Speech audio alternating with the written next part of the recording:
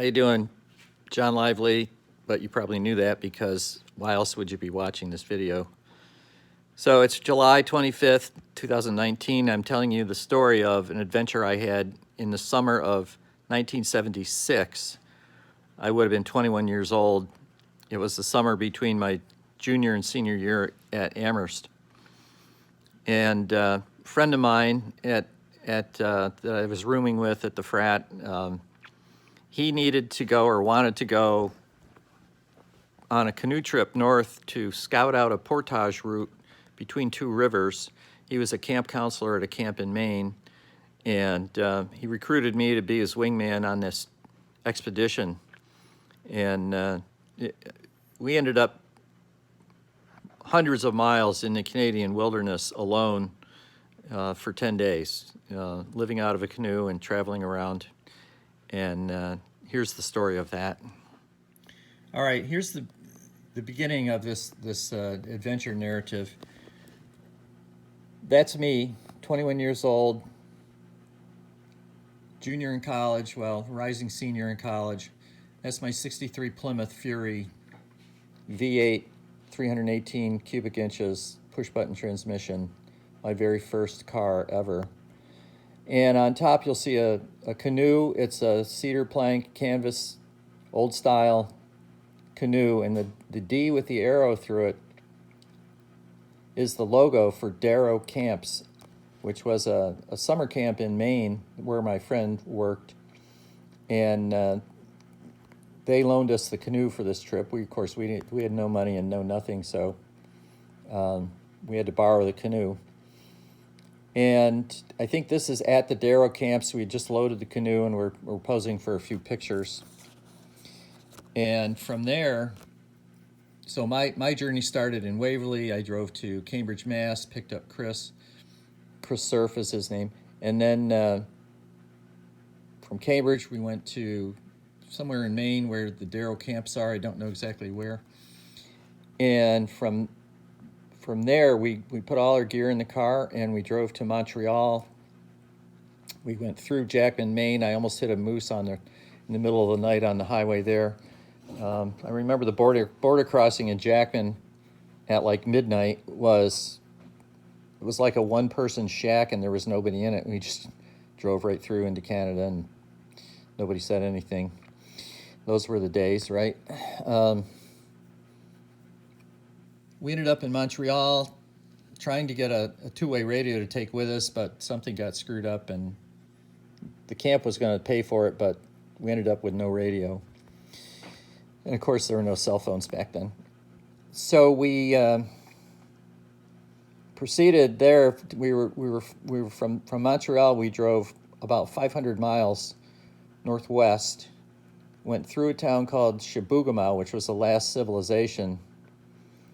And from there on, gravel roads that were built by mining exploration companies, I think, into the wilderness. There was really no development beyond that point.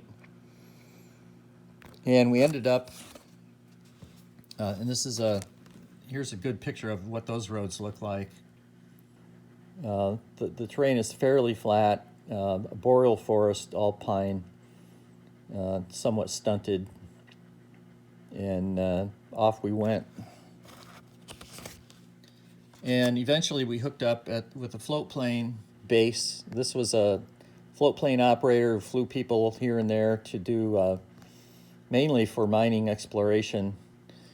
They strapped the canoe to the pontoon, threw our gear in the back, flew us up a number of miles from the float plane base and dropped us off in a lake, on the shore of a lake. And this lake had no inhabitants whatsoever, apart from some Cree Indians who lived in the area and were sort of semi-nomadic. They still did a lot of trapping, made their living by trapping and selling the furs, much as they had done for a few hundred years at least. This is a picture of the campsite the first night. Just a sand spit on this lake. And of course I couldn't resist jumping in the canoe and trolling a Rapala down the shoreline. I hooked and landed and captured this 26-inch lake trout, the very first lake trout, and still the largest lake trout that I've ever caught. And we ate it for dinner, and it was more fish than the two of us could eat. I mean, it was substantial. The next day was, as I recall, was so windy with whitecaps on the lake that we didn't dare go out. So we were delayed a day in departing, but the next day we took off in the canoe for trying to go to the headwaters of this lake and then upstream from there to find a way to get across. The goal was to go up these lakes, the chain of lakes, until we reached a point where we could go over a small height of land and be at the headwaters of a river to canoe downstream, which is what my friend was trying to do with his group of campers. Anyway, here's a nice shot of my backside in younger days, and I'd love to look like that again, but probably never happen. There's my friend Chris striking a pose. Turtlenecks were a thing back then, as was long curly hair.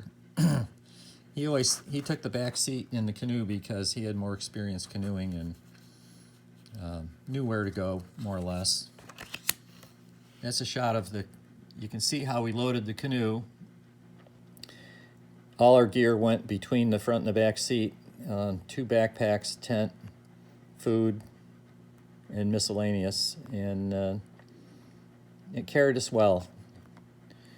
The only concern was that it was a canvas skin on it, and if we hit a sharp stick or anything, it could poke a hole right in it. And I think we did one time run up on something and poked a hole. We patched it with duct tape, which worked after a fashion, but not great.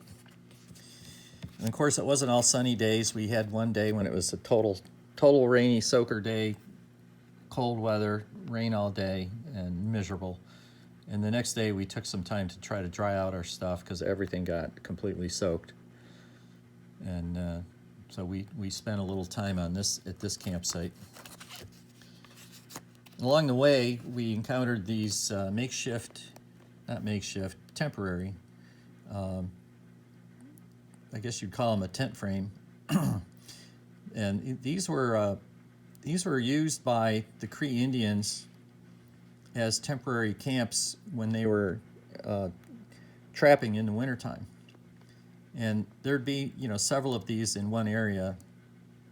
But of course they were gone. In the summertime, they'd go into town or go visit relatives or whatever. They don't spend any time out in the boonies. So we were sort of squatting on in their camping areas a fair amount of the time. It was interesting. And along the river, we actually saw some grave sites. This is apparently a grave site of an adult and a child, and they would build little fences around them like that. And sometimes they would hang little knickknacks or ribbons or something in the trees. And as we were drifting down the river on the way back, we would see these up on the riverbank. Every once in a while, we'd turn a corner and there'd be something like this. But it was the only reminder, really, that and the structures that I mentioned before, those things, that people live there. We only saw one person the whole time, and that was the first day we were there on the lake. Somebody went by in a big freighter canoe powered by an outboard, holding a rifle and giving us the evil eye, and just kept right on going, and we didn't see another person for 10 days. This is just a shot of the terrain as we were ascending the watershed looking for that portage route. It's sort of semi-tundra, stunted, smaller pines, and lots of bugs. Here's a shot of a tent site one night on the shore of one of those lakes. You can see, I don't know what all those poles are, but maybe they were already there and we were just squatting in an existing tent site.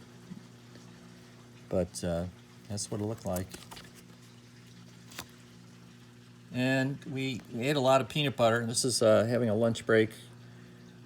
Basically, we made bannock, which is a quick bread you bake in a skillet over a fire. And we'd make bannock and keep it with us for a day and slather a little peanut butter on it. And that was kind of our staple food. And might mix up a little, lemonade or iced tea from a mix.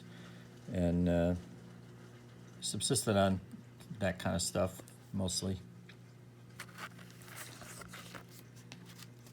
There's Chris cracking a smile as he was wont to do. Of course, we both had Ray-Ban aviator glasses. They were all the rage back then.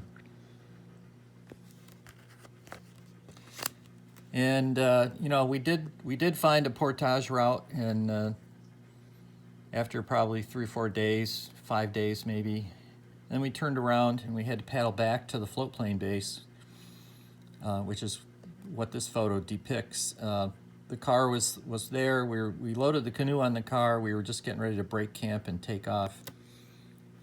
Drive. It probably took us 20 hours to get back for me to get back to where I needed to be in Waverly. But this is basically the end of the adventure and the beginning of the trip back to civilization. All right, so that's the end. I want to go back to selfie mode here, so I'm going to end this video and start another just to give you the final monologue here. So I hope you enjoyed that. I certainly enjoyed the trip, and I enjoyed thinking it through again for you. You know, it's important, I think, for everybody to have their own adventure like that, something that kind of teaches you can do more than you think, or you can do something you're maybe not confident in. And I'm kind of inspired to tell this story by Sarah's boyfriend, Nikita, who's just finishing up hiking the entire Appalachian Trail, which I think is a tremendous accomplishment.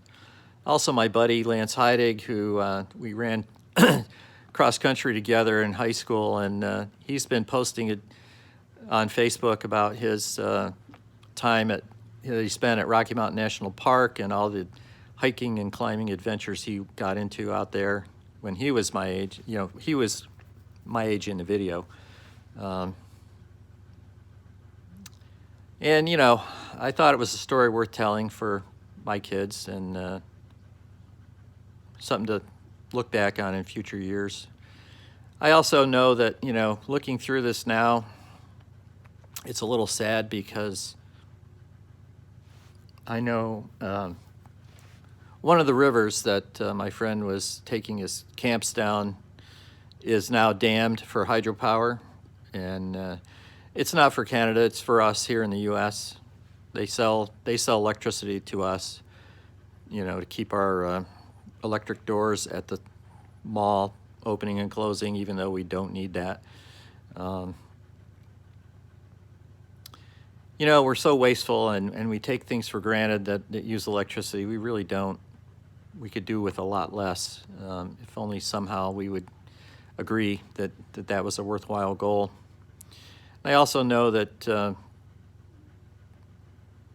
forest up there, the ecology is changing because of climate change. I haven't been there, but you can bet that some trees are dying and some species are declining and others are coming in. And, the land, the environment that I saw on that trip it's either gone or it will be gone in another couple of decades. And that's sad to think about. But, I do believe people are adaptable and life is adaptable. And the climate will change, species will adapt. It'll be a different world, but it will be a world worth living in and worth, in its own way, it will have places that are beautiful and places to enjoy. At least that's my hope. So I'll leave you with that. I hope you enjoyed this video. Thanks. Bye.